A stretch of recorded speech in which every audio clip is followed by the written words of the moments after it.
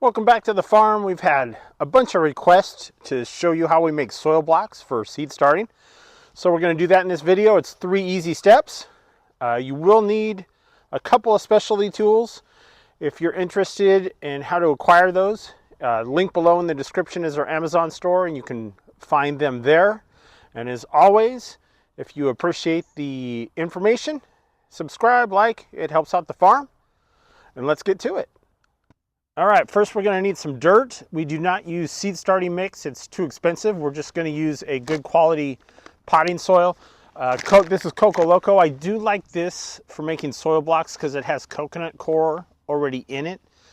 You do not have to use coconut coir, but I would definitely recommend not using a potting soil that has peat. When peat gets really dry, it takes a while to hydrate and so it'll float, and to have a bunch of blocks with peat in them, if you let them dry out and then they start floating, that's not the greatest scenario. The only thing we need to do to our soil to make it work in our soil blocks is get the big chunks out of it. So we're gonna sift it. This is my homemade sifter. This is just 2x4s, and this is 1/8 inch wire. We use it underneath our planting areas to keep the gophers out. So I made this one. If you have the materials, you can. You can buy them pre-made, but we're just gonna put it in a wheelbarrow. And then we're going to sift our soil through it, and what comes out the bottom we'll be able to use to make soil blocks. So this is our sifted soil, fluffy, light, ready to make soil blocks. And the big chunks that were left over in the screen we just throw on our dirt pile to use for something else later. All right, step 2 is we need to add our water so we can turn this soil into blocks. This is probably the step that may take you a few times to practice how to do it. I'm going to show you what to look for, and then at the very end I'm going to give you a quick little tip if you end up with too much water in the soil, how to kind of remedy that too as well. So let's add our water. All right, and there's no big secret. I just use my hands to mix the water in. All right, so to tell if the moisture content's correct, when you pick it up, you want it to hold its form. And if you squeeze it, a little bit of water comes out the bottom and drips, but you don't want it just to stream out that it's that saturated. So that's what we're looking for. All right, so we got our soil. By the way, this is like a mortar basin you get at Home Depot. You could mix the soil in the wheelbarrow. It'll work too. You don't have to have this. It just is easier to move around than the wheelbarrow. So let's talk about our soil blocking tools. I have 2. There is a third one. I've just never found the need for it. So this is a 1-inch blocker. You can see, if I hold it this way, there's the little dimples. These are removable if you don't want them. So if you're going to start a seed that needs sunlight, I would probably take these out because the seed's just going to sit on top of the soil. If it's a seed that needs to be covered with dirt, then put those in. It'll make the dimples in the soil blocks for you. This is the most common size. You can hear mine's a little squeaky. And the one you probably use the most. This is a mini. You can see there's a lot more soil blocks. It's smaller. We do use this for certain flowers that we're going to pot up and sell at the farm. But keep in mind, for the most part, if you're going to use this, this is so you can do more flowers, or more seeds on a space, but you're going to have to put them into something bigger, so it's another step. Whereas this, at least in our zone or our area, is the perfect size for just planting out in the field.